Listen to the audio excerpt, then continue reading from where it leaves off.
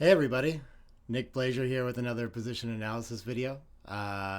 This one is about DMP play and never giving up, and how when things are pretty dead, how to find some sort of plan for how you could potentially turn this around. This one's obviously looking pretty bad. We got two checkers stuck behind a six prime. We just cracked. We're going to have to give up something of our purity here as well. And so it's hard to see, maybe before this, if we rolled low enough and our opponent entered with an ace, they could crack and we could escape with sixes. But now that's passed and our game's pretty dead. And what do we do now? But yeah, before I hop into it and the answer, just want to remind you to stop by my website to learn more about taking lessons with me if you're interested in that, or upcoming tournaments I'm doing commentary at. And please do like these videos and subscribe to the channel. Really helps me get out to more people, especially with it seems like the XG tutorial is like helping people out a lot. So yeah, I'm excited to see that one get around. But okay, without further ado, this is more just, I mean, the plays are really close here. You don't have a lot of options. You're playing 7-1, and then you have your choice of two fours. And it would seem that I actually picked the worst of the two. I'm not sure what the plan is after the best play, but I can talk you through my reasoning and show you how this can kind of work out. So, I mean, we only have 4.8% winning chances afterwards. So it's very tempting in all these DMP kind of games to just like, there I go, I lost it. There's nothing else I can do to recover this other than get lucky somehow. But it's important in these to still have an idea of how this might work out. And so my idea after this final position was that I'm actually hoping my opponent enters on an ace here and hits there. And then I will have only one dead checker, I guess. If my opponent enters on the 3, then all mine can be live. But I can salvage my position from having to bury checkers, and maybe somewhere down the road when I get a shot, I'll still have enough active checkers for a closeout and to turn this around, right? That was kind of the thought process. If we look at this one, the reason I chose not to make the ace point is now I definitely have a dead checker and there's no way to get those recirculated. So I didn't want to do that. And I thought that when my opponent hits here and kind of comes around, I'm in big trouble. But maybe there's some simpler plan that I'm not seeing there. But somehow this position, this play turns into a win for me. So maybe we'll like step through this game too and kind of show you how this idea can somehow eventually turn into that magic. It was just an epic game too. It'll be fun to play around with. But so we do. Let's see what happens right away. We get hit on the 3, okay, and our opponent only enters 1, and then we stay on the bar. They enter and hit the deep one, so we're sad. We still have to get this checker off the ace. We got work to do there. But what we ended up with is 2 checkers on the roof, which is going to prevent our position from deteriorating further, at least for a while. And we still have this ace point to keep us from getting closed out. So we're going to have good contact when our opponent starts to have to crash through that. So we can see like it's not great. It's under 5%. But we've got something here. Oh, it is 5%. There we go, when we plus it. So maybe we've salvaged something out of this. It's still possible. And as our opponent comes around, we eventually enter deep there. We can't get him off the ace yet. But against the ace point, I think the statistic I've heard is something like 90% of games leave a shot eventually. So our plan from that initial position should be that at some point we will get a shot, even if we're still on the roof. We'd rather not be on the roof when it comes, but so finally we get to come in and kind of hop out.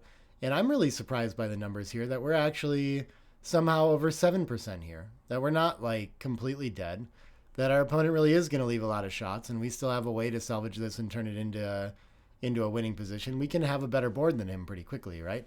And make it up that way. So no shot yet, but with the double decker, it goes up even higher. We're at 9% winning chances now already, which is amazing to me. The plays are like tied there. But so our focus is just like, we're going to have to figure out, ideally, if we could get these 2 spares around to make the 6 very quickly great. We're using aces to make the 3 first and still hoping probably to recirculate the checker on the ace to stay pure there, but maybe we'll close it depending on how much material we get in the zone. But it's not urgent to kill this checker, so we can kind of wait on that. Our opponent gets to clear, we get to keep coming around and trying, and they leave our shot, and we miss it, and they roll double 3s, and now we're going to hit it super late. And I'm, again, still like kind of surprised that we can be almost 16% to win this game here. Possibly because we don't have to worry about the backgammons or gammons at all. We can play a little more aggressively for a win than we usually would. But it seems like we have so much work to do here. And like our opponent's already taken 10 checkers off. So worst case, they just have 5 more off to get off. It's like, how are we ever going to get there? And I guess we kind of saw pretty quickly in this game, or I did. I do nothing with this and try to come around and make it. And my opponent enters, and very quickly, they're eventually forced to enter with a 3-1 and shake another checker loose, right? So this is part of the plan, apparently. We got our checker on the 24 point recirculated at some point there, too. We do have a short fan with double twos against this position, which was quite worrisome. But we recover and start hitting things there. And yeah, so, I mean, we're actually somehow in this position with 2 checkers back and still with all this work to do to actually play and build this board. We're actually the favorite now. We're like 55% already. So I kind of joke about this too. When long shots come through, like if you play enough backgammon, you see stuff like this happen. It feels like all the time, you know, like you're down to less than 1% match equity and somehow you win the match. And the way it happens every time is just like one small roll at a time, you know? Ooh, I'm curious about this. I'm surprised that like killing a checker to make the ace is worth it for fanning instead of just hitting there. My plan still is just like closing the 6 and the 3, getting more checkers or circulated, trapping if I need to. But we can already think about hitting.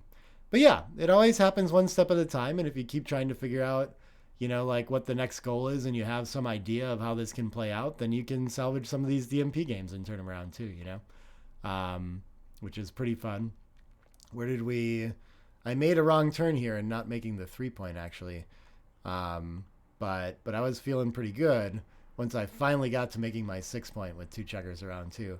And this is already at move 37 in the game or something. So if you get lucky enough to get into a sequence like this, it's going to take a while to win it. But yeah, eventually we end up with 2 checkers on the roof. And then we are able to hit that. We get to close the ace here finally and still have just a 6 shot to close the 3. And we get our 6. And we have 2 checkers closed out. And now we're a huge favorite. So we end up bearing off successfully and safely here in this one. But yeah, it's entertaining that somehow we can get to this position. 2 checkers closed out with perfect distribution on the board and 3 more back just to bring around, all the way from this absolute disaster, right? Where we're like our prime cracks of this position where we have 2 back behind a 6 prime and it looks like we're forced to bury checkers. But, you know, I think if you're just thinking about, well, how do I keep the most checkers alive for if the scenario comes that I can turn this around, that's the best you can do in DMP. And usually you wouldn't do this in a regular match because you give up like 10% extra gammons and all these extra backgammons. And you're just trying to find a way to lose the minimum in this game. This game is shot. You're losing so infrequently that you just want to minimize the damage when you lose. But when gammons and backgammons don't count, we can start to figure out, well, how do I just slime this around and be ready in case things go my way? So yeah, I hope that helps you with your DMP thinking a little bit. And really, I just wanted to share this outrageous sequence that happened in this game. It was a super fun one to play. So yeah, thanks. I'll be back with more position analysis videos soon. Bye, everybody.